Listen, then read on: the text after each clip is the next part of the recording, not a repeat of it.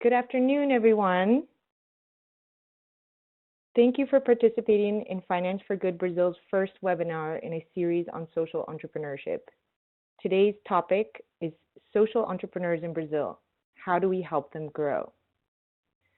But before we present our special guest speaker for today to dive deeper into the topic, we wanted to give you a little background and context on why we think this is such an important theme.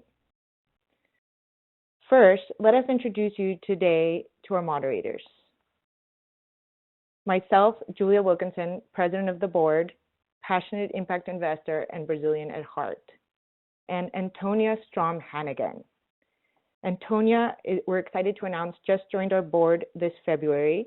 She brings to the table 10 years of experience with financial structuring at Goldman Sachs and was involved in advancing green and impact bonds over a decade ago. Finance for Good Brazil is a US-based nonprofit whose mission is to strengthen the social finance ecosystem to sustainably develop the country. We do so by providing capital, connectivity, and support to local organizations that empower social entrepreneurs. Our objective is to spur innovation and scale solutions to social and environmental challenges. But before we go any further, let's take a step back and define some of the terms on the last slide for those of you who are new to the subject. First and foremost, what is social finance? We define social finance as mobilizing capital markets and human capital to solve the world's most pressing issues. Investing that capital is often referred to as impact investing. Impact investing is usually an equity or debt structure, though variants on these mechanisms exist, such as pay-for-success bonds. You may be asking yourself, though, who do the capital markets invest in if they're impact investing? They invest in a social entrepreneur, who is an entrepreneur that generates a measurable beneficial impact alongside a financial return. Often these entrepreneurs have a lofty end goal in mind, such as progress towards achieving one of the United Nations Sustainable Development Goals that you see on the slide. An example, access to clean energy or quality education. These goals are the result of a decade of research in 193 countries across stakeholders. These stakeholders determined what we must do urgently to achieve peaceful survival on this planet. GIN's latest survey suggests dollars under management allocated to impact investing totaled $114 billion at the end of 2016. While that represents a significant increase year over year, it is still a fraction of total assets managed globally, which exceeded 84 trillion. Trillions more will be needed to achieve the Sustainable Development Goals, and we believe some of the world's large developing economies are well positioned to take on the challenge. Antonia, our fellow board member, will now tell us why we consider Brazil a critical market for social entrepreneurship.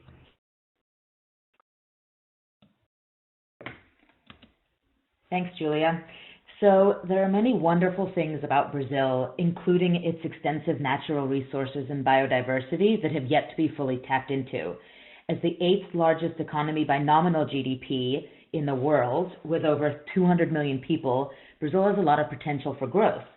In the last 2 decades as well, Brazil has made some progress in reducing poverty and inequality, in contrast to the developed world trend. But as a social entrepreneur, there are still several obstacles you have to climb that you wouldn't face in the US, which is why we think it's a critical market to focus on.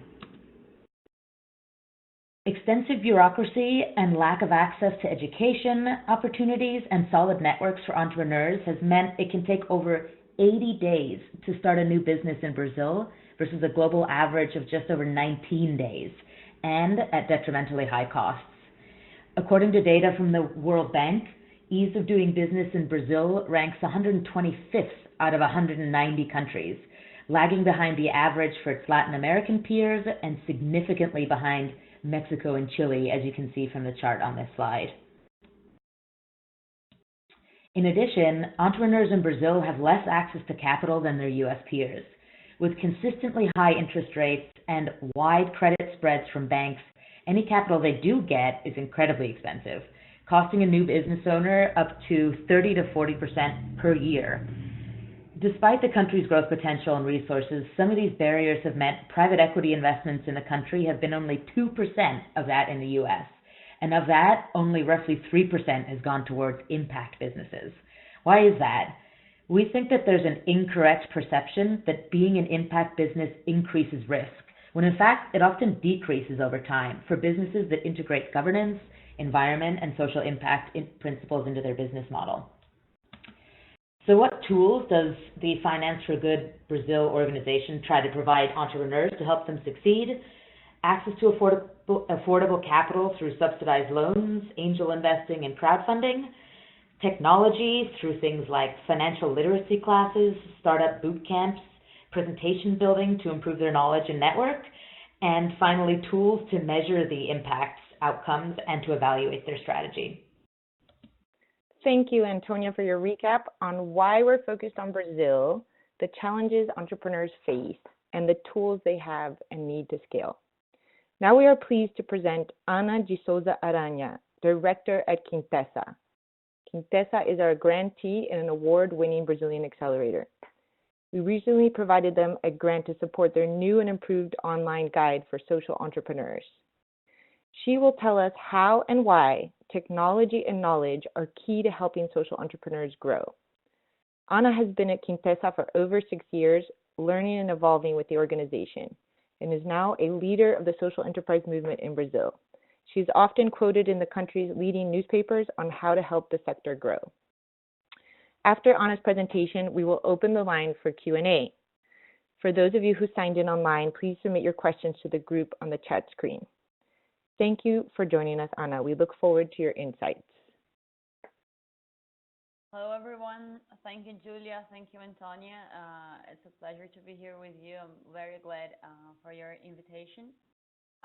Well, as you have already presented, I am at Quintessa since 2012. So it's been 6 years from now working with social entrepreneurship, which is a concept that I heard for the first time in 2011, and since then I have been fully dedicated to it. So I'll share with you, first we will begin telling you a little about Quintessa, and then I'll tell you a little bit about the ecosystem based on Guia 2.5, which has received a grant from Finance for Good Brazil. So it's a pleasure to share what we have learned with it, from it with you, and I'll be open for questions by the end. So, so telling you a little about Quintessa, it all started in 2009 with a person called Leo Figueiredo, and he had been an entrepreneur in the financial system. So he built a company called Head and Grifo. And in 2006, he sold it to a big group, a bank called Credit Suisse. So by that time, he had two main directions in his mind. The first was, I have learned a lot with this more than 30 years as an entrepreneur. How can I support other entrepreneurs so that they can grow in a smarter and maybe a quicker way than I had? And then the second big aim was, how can we make the companies, how can we see the enterprises as a tool to promote positive impact, instead of just thinking of making donations to the third sector or getting into government, but how can we support the companies to be that tool to promote positive impact? So when we started in, sorry, I just heard that you're not, let me try to make it louder. Is it better? Yes. Great. So going a little bit further, so when we all started in 2009, it began with dinners, talking to the entrepreneurs about management, and governance, and then it evolved as an organization. So now we see Quintessa, our main purpose is to foster a new way of doing business. So we want to make the companies that solve society's core challenges a certainty and not just an idea.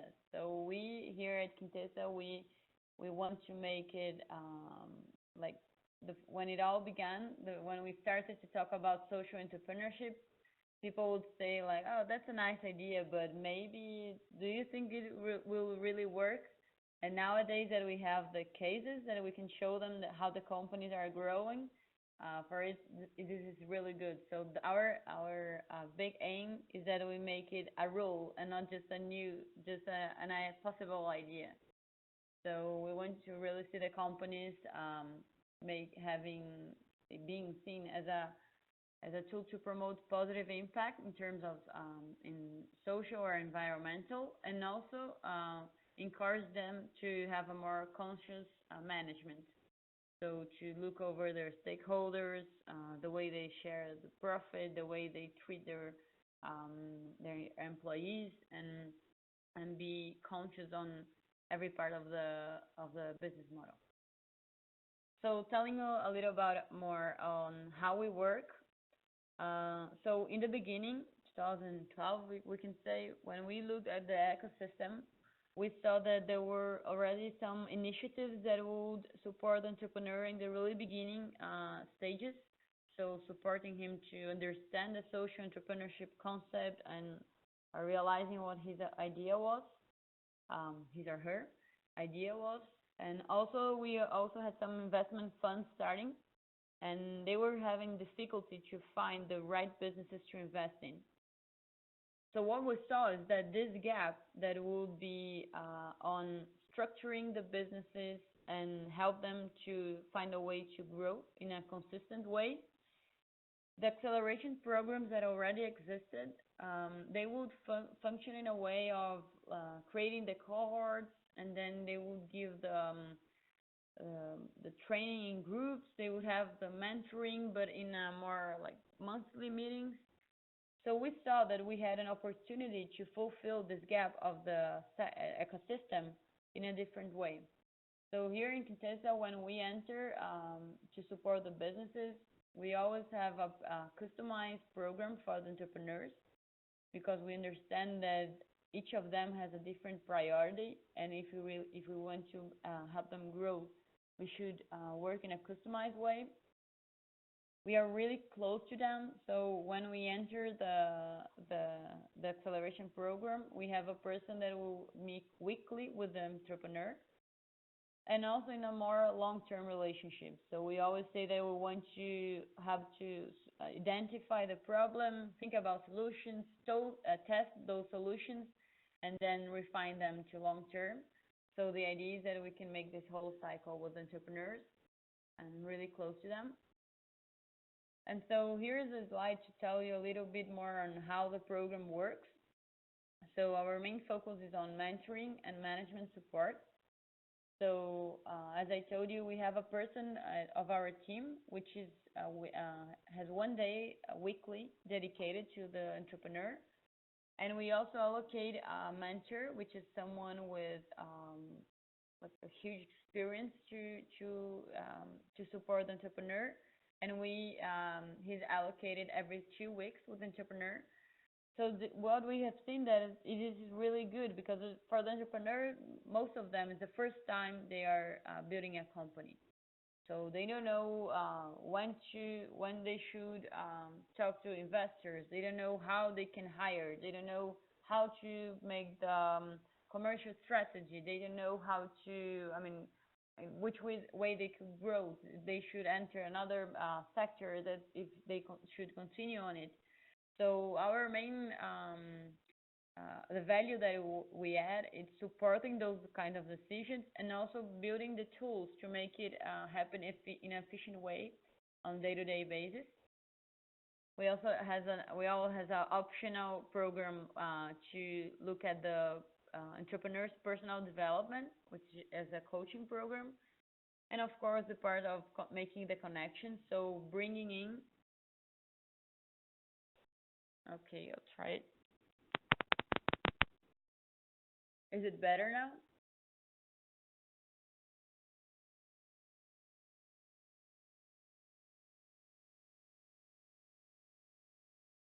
Let me let me try to. Are you able to are you being able to hear me? I hear you. Yeah. Okay. I just saw a note here. Okay.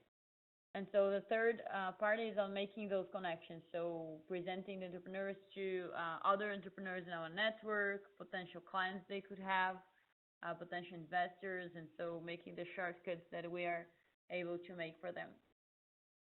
And now we have four programs that we have created to support entrepreneurs. So we have the acceleration program, which is the one that I have just described for you. We have another program which is focused on businesses that are too early, so they still need help to validate a business model, or they are already in a later stage of and they need support on how to grow. We do the investment advisory, so support them to prepare to go to the entrepreneur to the investors and also make the negotiations with them. And we also have the fourth area, which is a partnership programs that is mostly bringing the knowledge that we have from the first three of them to another context. So we have been doing programs for companies, institutes, and foundations that want to work with social entrepreneurs, and they ask Quintessa's help on how to run those kind of programs. I'll go quickly through the our to this slide, but this is our how we select the businesses. Three main areas: the impact they generate. So it's basically the question on is it the impact generated relevant? The second one is who is the entrepreneur? What's its profile, and who is the team? So the question is, um, are they attached to the cause? Are they able to deliver what they are promising? Do they have a fit of values with us? And the third area is on business, and it's basically on why do we believe that this business is going to grow and will be a success. So we look at the market, differentials to the other players of the market, and scalability potential. Here are some of the cases that we have. Some of them, the numbers are like they began the acceleration program with like 1,000 clients, and then they have gone outside with 10,000 clients. So it's really nice to see how they are able to grow through this year. And we have some of the businesses, they are in the educational area, some of them with health. We have some of them on mobility, so more on like smart cities area. Some of them work with recyclables and also social inclusion. So for example, Hand Talk that is over there, they have created technology to translate Portuguese to called Libras, which is parallel to ASN, that is the sign language that we have here in Brazil. So all of them, they work in a market logic, so they sell products and services, and all of them at the same time generate a really relevant positive impact. So I have talked about Quintessa to give you an example of an accelerator that is focused on structuring the management and fostering the growth of impact enterprises. And what we go through now is here is a vision of the we have here in Brazil an organization that is called Social Finance Task Force, and they have built this image. We have in the top of it who is offering capital, which is mainly the funds or could be government also. By the end, we have the social enterprises, and in the middle, we have the intermediaries. So the context and beginning to tell you a little about the GUIA 2.5.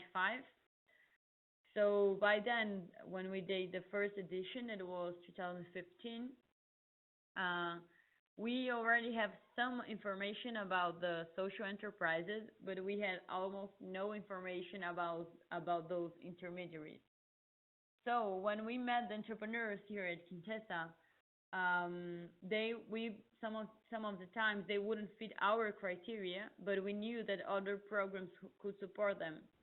And then we would tell to them, like, so Quintessa is not able to support you, but you can go for this, I don't know, this another program. And the entrepreneur would tell us, really, I didn't know that they existed. So we started to have some of the questions that was, how can the entrepreneurs find those initiatives? And how can we bring efficiency to the ecosystem? Because they came here, but if they knew in advance, they wouldn't need to waste the entrepreneur's time coming here. And the other question that we had was, how can we empower the entrepreneur? Because what we saw is that the entrepreneurs were being selected by the accelerators, but they weren't able to select the accelerators in the other hand. So, for example, we had some situations like entrepreneur would come to me and say, Anna, so I'm thinking about going to this program. Do you think I should enter or not?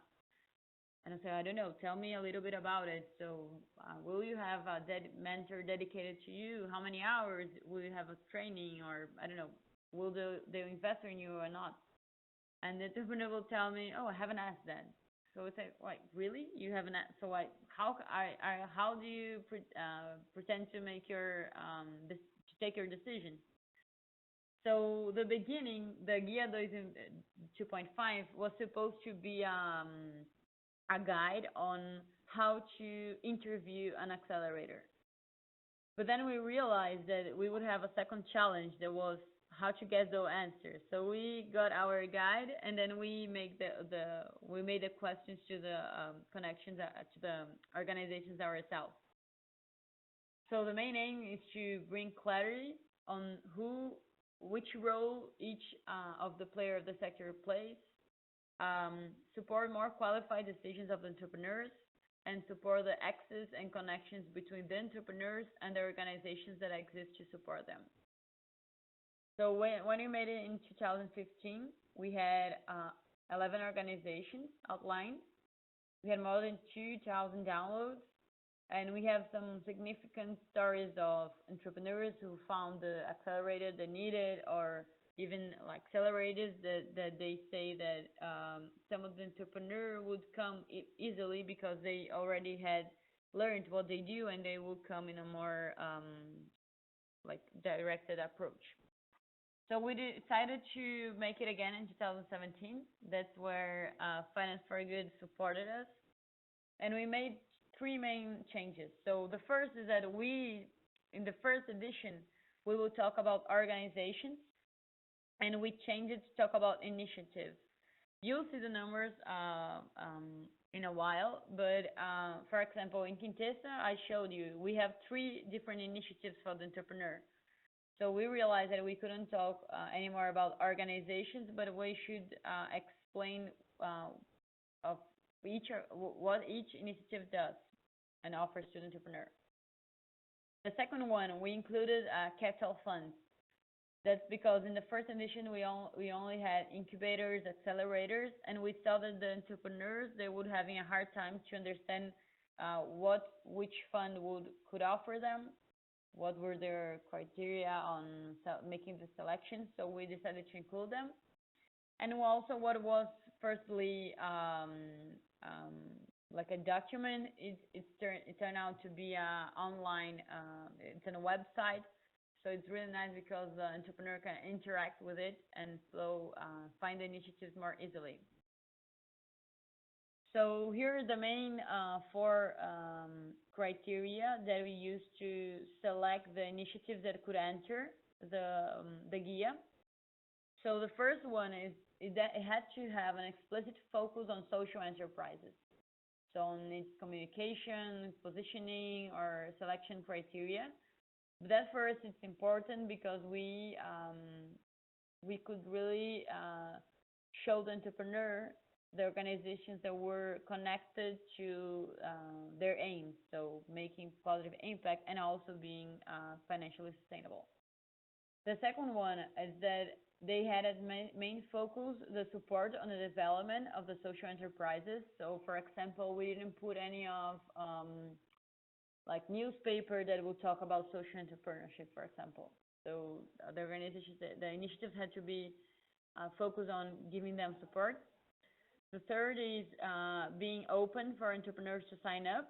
So because we didn't want to show the initiative, then the entrepreneur would want to go into and it was not open. And the fourth is for the same reason. So initiatives that were recurring or due to continue in a way that the entrepreneur, the material could be useful and not just like a program that only happened in March 2017, and then when the entrepreneur enters the guia, it wouldn't be useful anymore. So with those four criteria, we have mapped 34 initiatives from 30 organizations. You can see our logo over there. And it was really nice to us because from 11 that we have had in the first edition to 34, we gained a lot of quality, and we could qualify even more the entrepreneur's decision. So here's just a print screen for you to understand how it works, the test that I told you. So the entrepreneur chooses first what's the stage of the business, what kind of support they need, and then the third is what is the location of your business, because some of the initiatives, they have a local approach, so that the entrepreneur could understand if they should go in or not to try to enter the program. So telling you some of the details, and I think some things nice to share. So the first challenge that we had when making the first question on stage was how to define the stages.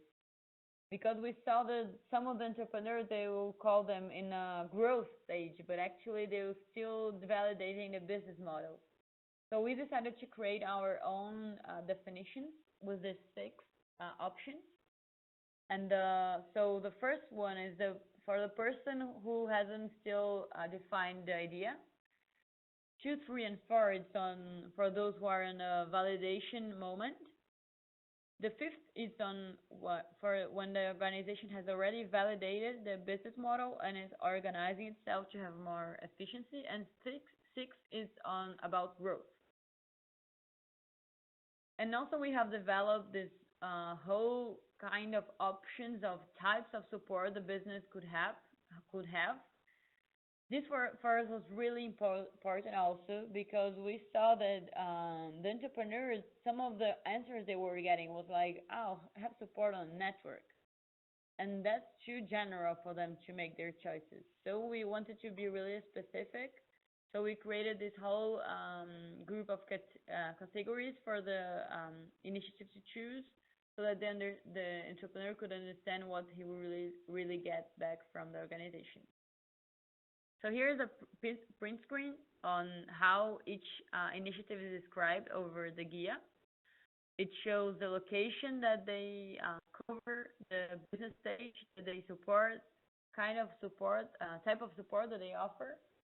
And then it has these 5 pages that the entrepreneur can go through, that it's some information about the initiative, details about the offered support, how they select the business, track record, and also some information about the organization. So here is it's a table that sums up the information. And our vision is like when you go into a restaurant and then you have the menu, and it will have the entrepreneur to choose the organization. But if they don't want to do the test, so they can use this kind of table.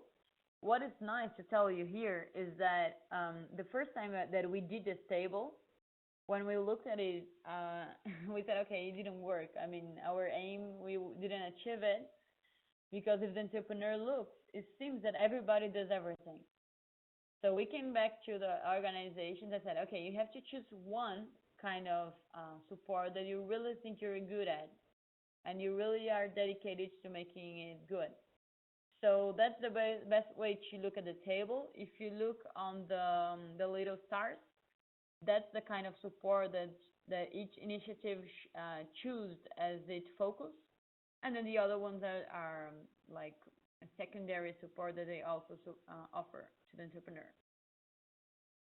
So now we will enter in the part that will have you a little, will support you to understand the Brazilian ecosystem.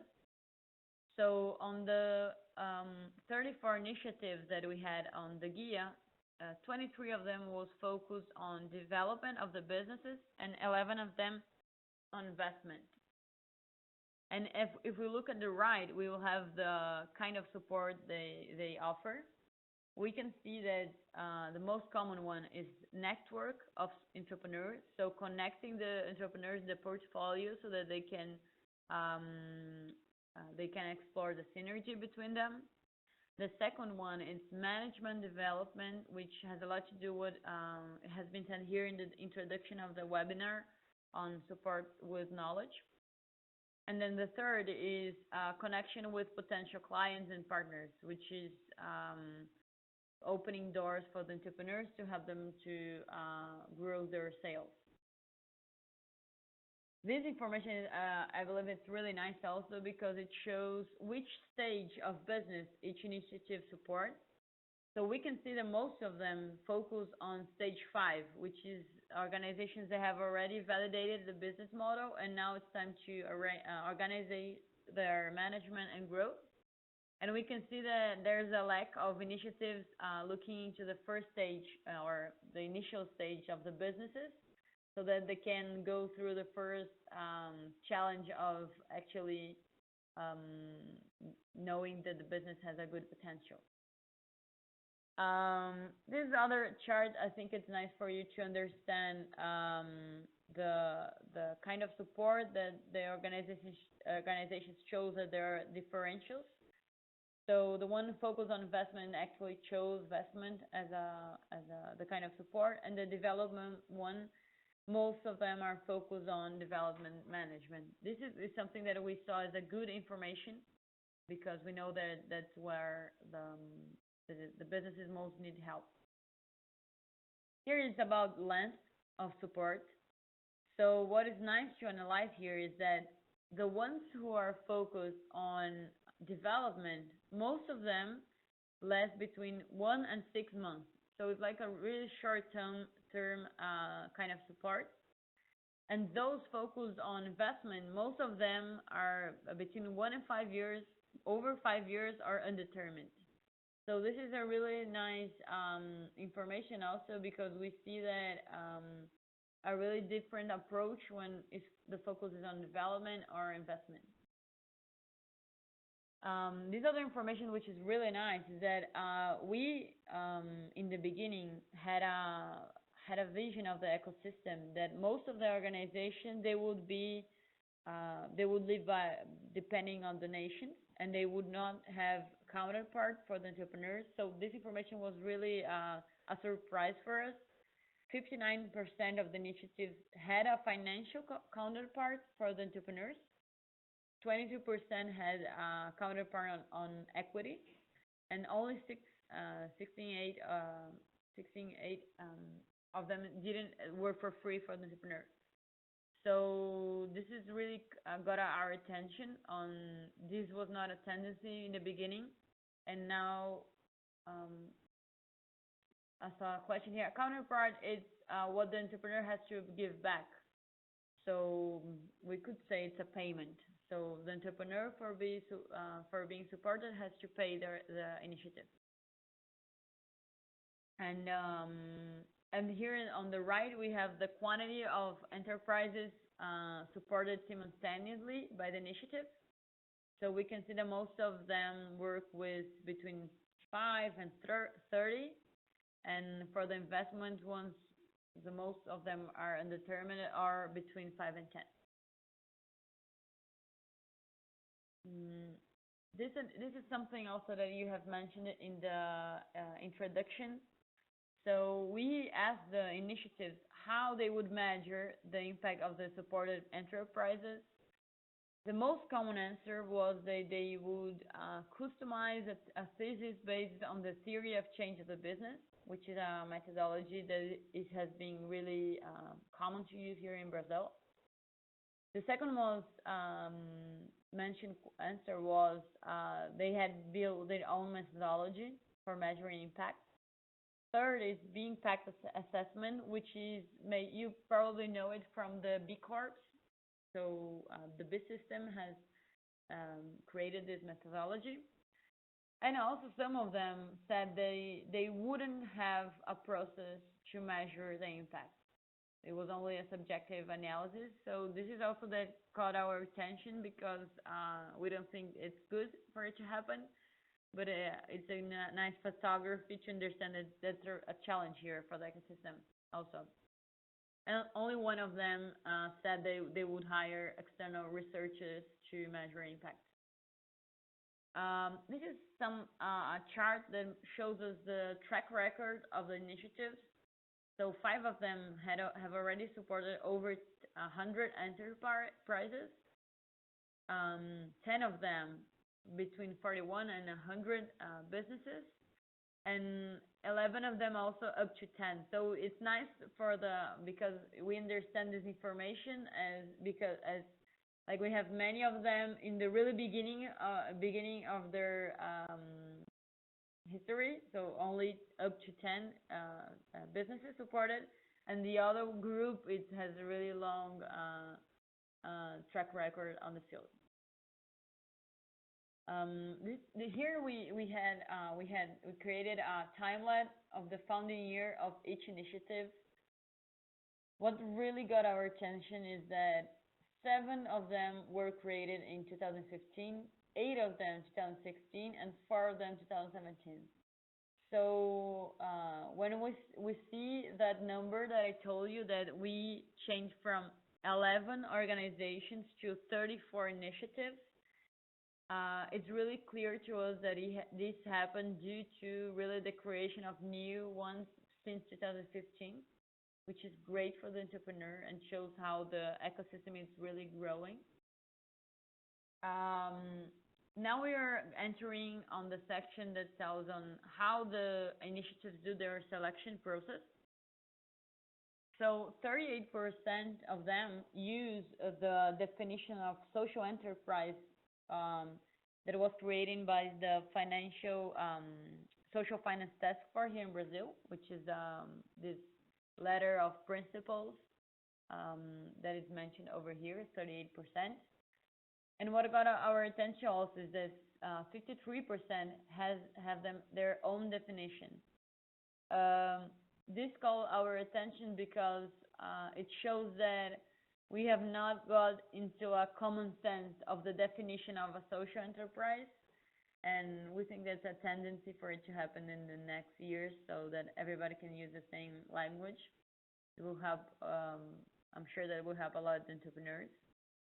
And on the right, we have another information that tells us that 23% of the initiatives, they didn't have target sectors.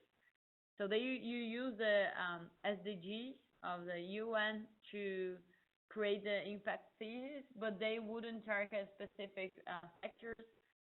I believe that's good because here in Brazil we have so many different kind of social and environmental challenges. So it's nice for the entrepreneur to know that they will have the support because the initiatives are open to that. Here's on dividend policy. You probably know Yunus' definition. So he defends that the social enterprises, social businesses should not distribute dividends. But as we see here from a vision for the ecosystem, 85% of the initiatives believe that they allow dividend distribution. So it's only 15% that believes that 100% of the profit must be reinvested into the company. We believe, actually, just to mention a comment here, we believe this is really good because it can this enables investors who are looking to financial return to enter the field. So we see this here at Quintessa as a really positive information. Here it's just to mention the selection criteria, most of the initiatives used. So it's nice to see that the common sense, almost all of them look at the impact, so the relevance of the impact. Most of them look at the entrepreneur profile and team, and most of them look at business model, scalability, size of the market. So this is good because entrepreneur already knows what everybody is looking at, so it's easier to prepare on when signing into to be selected to any of the initiatives. Now we are entering on the part of talking about the organizations. This is something really nice. So when we created the guia, we thought of making a multiple choice question. So you could choose if you're an accelerator, an incubator, or investment manager. But we decided to make it an open question. So it's really nice because we had some different answers like consultancy or network provider or catalytic or platform. And we saw different kind of uses of the term incubator and accelerator. So what this tells for us is that we don't have a common sense on the exactly meaning on accelerator, for example. So for the entrepreneur, it's nice to really go into and read about the details of each program because probably they can mean different things. So as I told you, for example, Quintessa is an accelerator, and we work in a customized way. But we have another accelerator that they work with cohorts. So this is something nice for the entrepreneur to know, to really go into each organization's description and not only judge by its name. This other graphic shows us the size of the organization. So we can see that 11 of them have between 6 and 10 employees, and only 7 of them have over 20 employees. So we're talking about really small and efficient companies. So few people trying to promote a lot of impact. So calls our attention also to the size of the organization. This is on the legal form they use. I think the right comment here is that, as we saw before, most of the initiatives, they have a counterpart for the entrepreneur. So the entrepreneur has to pay back in equity or financially.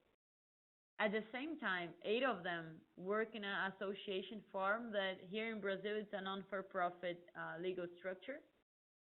So it's nice to see how ecosystem has changed to started to asking something back for the entrepreneur, but not necessarily has changed to for-profit legal forms.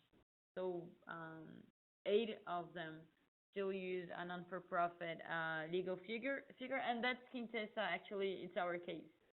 So Quintessa, it's a non-for-profit organization. It's built over an association, and we do have the payback of the entrepreneurs. What is your take? I'm sorry. I think I'll leave these questions for the end on the dividend distribution. It's a nice question for us to go into, so I won't stop now, but we can go back by the end.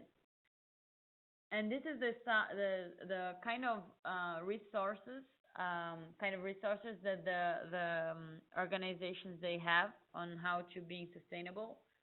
So the most mentioned resources was services for the entrepreneurs. The second one was services for companies, institutes, and foundations. And then in third comes the donations. I think something that is nice to mention here is that when we visited the United States, we learned that many of the accelerators, they would have government contribution. Here in Brazil, it's an exception. That only 2 of them mentioned it, and the 2 of them who mentioned it are actually government organizations. So most of the organizations, they don't have this government contribution. So they live by providing services to the entrepreneurs, companies, and also donations. What we can see here in the map is that 20 of the 30 organizations, they have headquarters here in São Paulo. So we can see that it's really clear how São Paulo now it's an important center of the ecosystem. But at the same time, what is nice for us to see is that on the colors we show how many initiatives operate in each state. So what is nice to see is that most of the initiatives, they have national approach. So if you are in a state that doesn't have a headquarters, for example, of the organization, and you're an entrepreneur, you have 19 options of initiatives to support you. So we were really happy with this number. Here is a timeline of funding year of the organizations. What is nice to see is that, as I showed in the first timeline, what we saw that happened was that it wasn't really about new organizations created, but it was about portfolio diversification of the existing organizations. So 4 of them were created in 2016, and the number that we had over there were like 8 of them in 2016. So it's really nice to see how the sector has not only created and received new organizations, but also diversified the portfolio for the entrepreneurs. And now we are going to the 2 last slides. Here is that we asked the leaders of the initiatives if they could give an advice for new organizations on the ecosystem, what they would advise. So the 2 first advices are to understand the existing organizations of the sector and try to build partnership with them. What also we can call some attention is it has been mentioned, the support on measuring the impact of the businesses, support on also visibility to the existing enterprises. And going to the last one is we also asked them what they would help if they could receive external support. So the first answer was support on making the promotion of the initiative and social enterprises ecosystem. So as it is a relatively new concept, so it's like support on spreading the word that it exists and the entrepreneurs could reach the company, the organization. The second one is to measure the impact of the supported enterprises. We also have some mentions on having support of mentors and also investment in initiatives. And what is something that I think is really nice for us to say here in the webinar is that they mentioned also the sponsorship for the entrepreneurs who cannot make the financial counterpart. So how they could have, for example, like kind of scholarships to go into the acceleration programs if they don't have nowadays the capacity to pay them. So as the last area that we had in the guia was, it's a page it's called ecosystem. And so we put there many of the organizations that they didn't fulfill our 4 criteria that we had, but we understood that the entrepreneur should know them. And just to finish here, this is an image of a map that has been built by a company called Pipe Social, and they had interviewed over 500 social enterprises. And what is nice to see is that they have, when they asked on what kind of support they needed, they mentioned support on communication, mentoring, management, strategy, and sales. So it's really nice to see how this has a huge feature on the type of support that's being provided by the organization. So here's just to show them, remember you, which of them they are. And here is just to finish them with, actually it's an invitation. So another information that was generated by Pipe Social was that we had a gap in the ecosystem. we had many of the investors looking for already structured businesses, and we had many of the businesses looking for help to get structured. So we saw that we had a really challenge on that. So here at Quintessa, we created a program which is called Sponsorship Quintessa, that is mainly based on inviting investors to invest on the development of the businesses, and if they turn out to be a good business, they can have preference on investing on them. Of course, I can tell you more information, but I think it's a nice for those who are thinking on investing in social enterprises. It's a nice invitation that I would like to give you. And well, thank you. Now we will open for questions, and thank you very much for your time. Thank you, Ana. Before we enter the questions, I just want to thank Ana for presenting and for her experience and valuable insights into the market. Before we enter for Q&A, we want to remind you that donations to Finance for Good Brazil go to organizations like Quintessa. We hope to support a large pipeline of grantees this year, so if you liked what you heard from Ana on how to empower Brazil's change makers, we urge you to invest your time, mentorship, and capital in opportunities like the one she mentioned, as well as donating to our organization. Help us close the obstacle gap for social entrepreneurs and support the ecosystem that enables them to scale. Our collective future depends on it. We will shortly share a slide with the information on how to donate to Finance for Good Brazil. Great, and just to say comment on what you were saying. That slide I showed you, the third more mentioned resource of the organization, actually it's donation. So it's really shows on numbers how it's important for the organization. Thank you, Ana. Antonia, do you have any questions in the pipeline? Yep, there is one question. Well, we'll start with the more broad question, which is the most recent one. Which other organizations like Quintessa are currently operating in Brazil, and how do you plan to support them? That sounds like a question for the FFGB. So, Julia? Can you hear me? Yes. Which other organizations in Brazil are we supporting now? We are primarily our largest grant has gone to Citaui, which is also on Quintessa's Guia 2.5. And Citaui provides subsidized loans. They give advice to organizations that are trying to allocate their capital to ESG investing, as well as managing donor-advised funds for large organizations like USAID, BMW Foundation.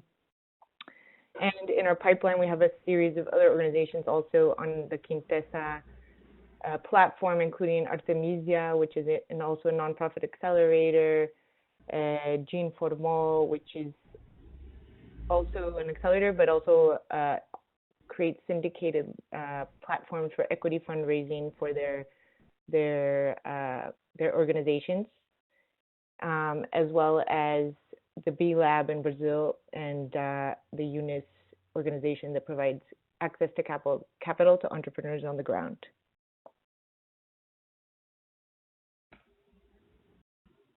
Great.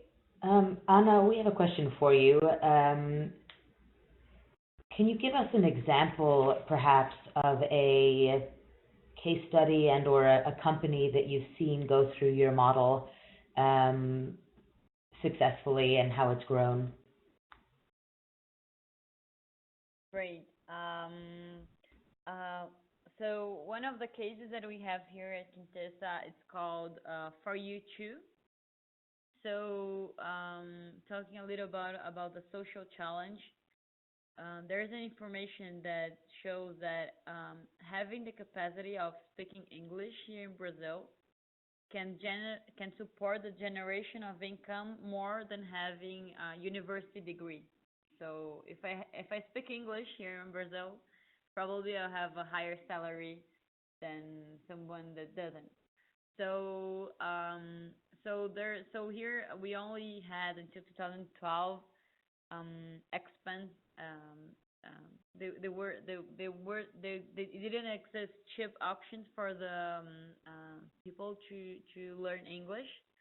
So what For You Two did is that they created the courses. They are really really cheap, so they are really accessible to the basis of the pyramid. And what they do in their business model is that they invite people from other countries to make an interchange here in Brazil. So they will live on the communities where they have the schools, and they would teach for the students English and provide also cultural interchange. And what is really nice is because if you look at the market, those people, they were used to paying for making an internship. So for them, it's really great that now they will receive to make the internship. And here for the students, it's really nice because it's the way they can learn about other countries if they live in the community. And most of them have never left the city, so now they have a friend that's from Australia, for example. So they have a really new business model. Doesn't exist anywhere. The entrepreneur has created it. When it began here at Quintessa, he had 100 students, so almost nothing, just a school. And when it left, it had over 1,500 students and 4 schools. Now he has already 7 of them. So this is a really nice case that we have because the positive they generate, it's really it's obvious to see the difference for the students, and also it's a business model that really works. So for each new student they have, it's one person that they are offering access to high quality English teaching, and also it's monthly payment that they will receive. So we can see that the business model really integrates in a good way impact generation and also financial return. Great, thank you. I have another question. I believe we may have many international listeners on the phone, and you alluded to one point where U.S. accelerators receive government contributions, or many more do than in Brazil. Are there any other examples like that where you can compare the sort of Brazil ecosystem versus perhaps the U.S. or another developed country? And or, at the same time, have you seen a change since 2015 when there seems to be a lot more of these initiatives happening? Have you seen an increase in international capital coming into Brazil, or is it still very local based? So it's two questions in one, effectively. Great. This is something that was a really nice experience for me because when I went to, I went to the event called SoCap. You probably know it. Happens in the U.S. And so we had a meeting with another 30 accelerators. The meeting was called Accelerating the Accelerators. And as here in Brazil, none of the accelerators receive government support. I really didn't expect to see it. But when we entered that room, we saw that most of them did receive. So this is a huge difference if we look at the US and Brazil. I think another difference is that I don't know how exactly to explain it, but here in Brazil, we haven't seen many of the exits. So after the funds they have invested, nowadays only a few of them have sold the company to, I don't know, another fund or another player. So I think that here the market is still developing. So for example, if an accelerators have equity on the business, I believe that here in Brazil nowadays it's harder for them to survive instead of accelerator that has the same business model in the U.S. because we have more M&A happening, we have more company buying happening. So I think that's another difference.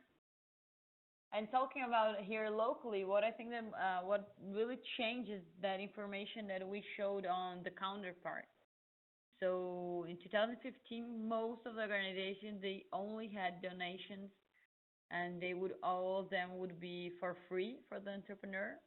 And what we saw is this change because we don't have a really strong culture on donation here in Brazil. So our understanding of the situations that the accelerators, incubators, they decided that it would not wait for the donations to happen for them to survive. So they started to ask for some giving back of the entrepreneurs. So, but it always has a good part of it. That we believe that with that, probably the entrepreneurs, they are asking for, they are supporting the accelerators to provide a higher quality service. So also, I believe it has this good, positive consequence. Got it. Thank you. Anna, can you tell us about one of the entrepreneurs in your portfolio and what impact they were targeting specifically, to give an example of some of the organizations that go through your accelerator?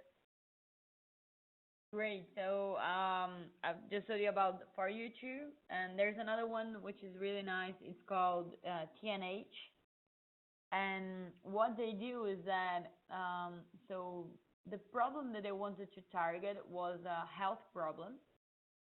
And what we saw is that it was really hard for companies to understand how people were feeling when we were talking about like large populations. And also it was hard for people to be, let's say, to have discipline on taking care of themselves. So what they have created is there are programs. So it works like with chatbots. So let's say, for example, that I am in the diabetes program. So when it's lunchtime, I'll receive a message telling me like, Anna, you should not put sugar on your meal because it's not good for you. So it helps me to remind how I should to take care of myself. And also, like 10 o'clock at night, I will receive a message asking me how I'm feeling between 0 to 10. If I answer 0, it will ask me if I don't know, if I'm having headache, for example. If I answer that yes, so they would tell the hospital right straight away, and somebody will come to my house.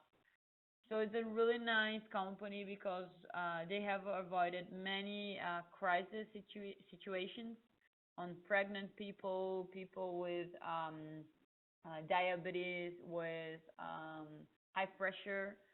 And also they are helping to educate the population on how to take care of them. So we interviewed some of the pregnant women that had gone through their program, and it's really nice because they said like, okay, it was not the first time that I was pregnant. So now, and even though many of the things they had taught me, I didn't know yet. So, for example, they avoided their kids to get sick because of the way they learned on how to take care of the baby. So it's another really nice example. They entered the program with 10,000 lives by their monitoring system, and they left the acceleration with 100,000 lives under their program. So it was really nice because to see them growing is to know that more people will have a higher quality on their health. Amazing. And your second example, I think you had started talking about another company as well. Well, I'll tell you about 42, that's on education, that's TNH, then it's on health.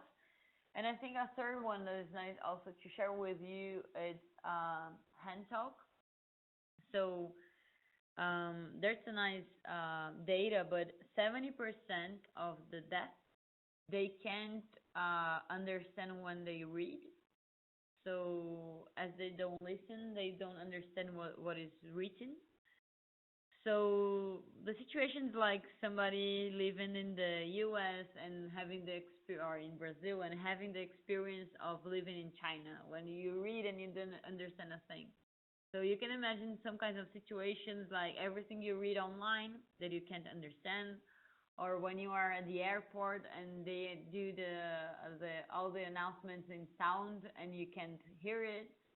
So what PNH developed is technology that do the translation from Portuguese to Libras, which is ASN, so it's the sign language that we have here in Brazil.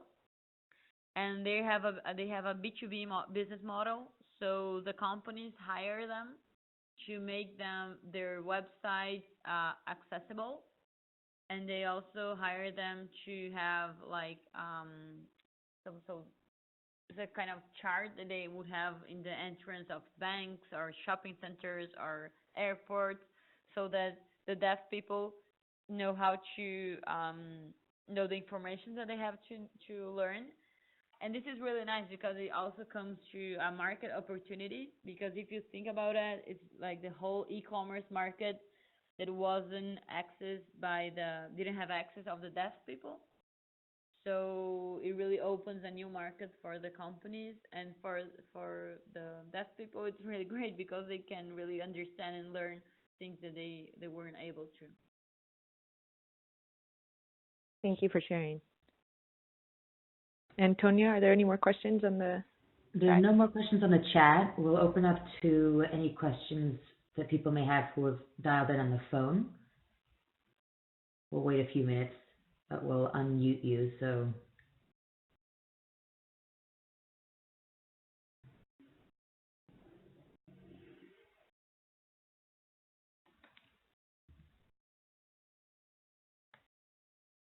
all right. If there are no more questions, then we'll thank everyone for dialing in and to listening to the call. And we will be out with our next webinar, episode 2, from our series with information about that at a future date. And thank you very much, Anna, for your time and for the incredible amount of information that we've learned from you today. Thank you very much for the invitation. I'm really glad to have participated with you, and I'm really open if I can support anyone that has participated on the call on learning more on the Brazilian ecosystem. I'll be glad to do that. Thank you very much for your time and for the invitation. Thank you, and we'll share the presentations with the group who participated. Thank you guys so much.